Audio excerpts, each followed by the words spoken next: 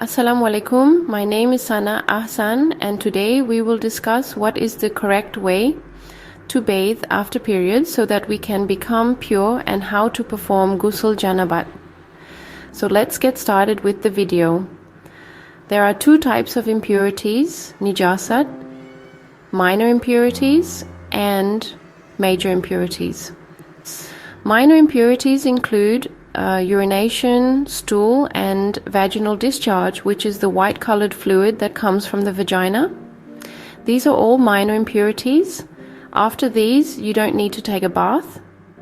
You only need to perform wudu, ablution, and you become pure, allowing you to pray or recite the Quran. Major impurities, on the other hand, are those impurities after which bathing is necessary.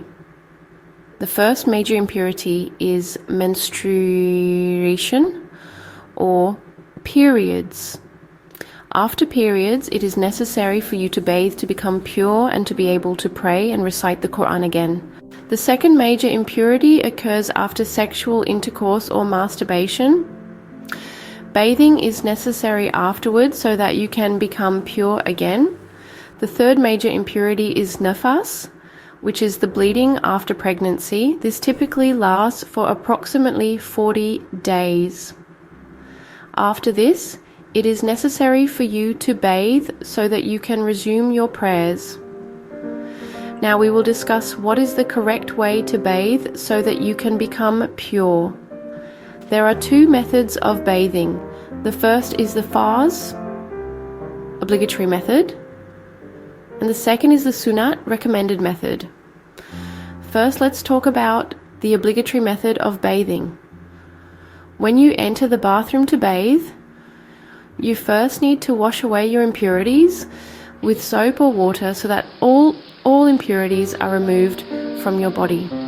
The first condition of this method of bathing is that you must pour water over your entire body. Not even a hair's width of area should remain dry. The most important thing to remember is that you must wash your hair thoroughly with water.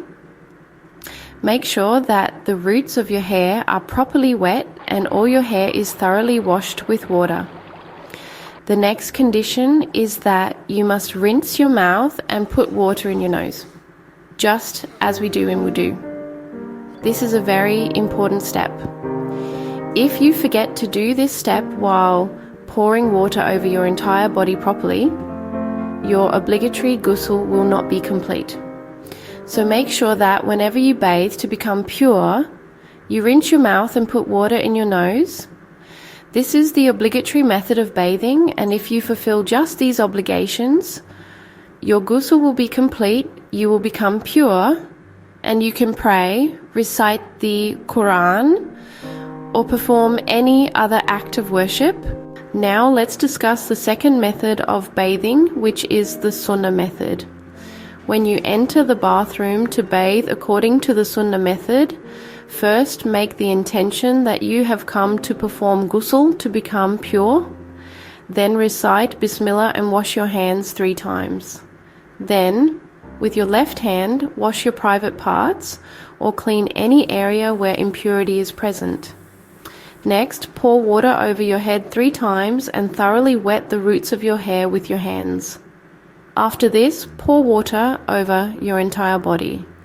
You can wash your body with soap or just with water. And that's it. This is the sunnah method of performing proper ghusl, and after this you will become pure, God willing, and you can pray or perform any other act of worship. Now I will tell you some important points that people often ignore, which prevents them from performing proper ghusl. Please keep these things in mind. First, you need to ensure that no part of your body remains dry.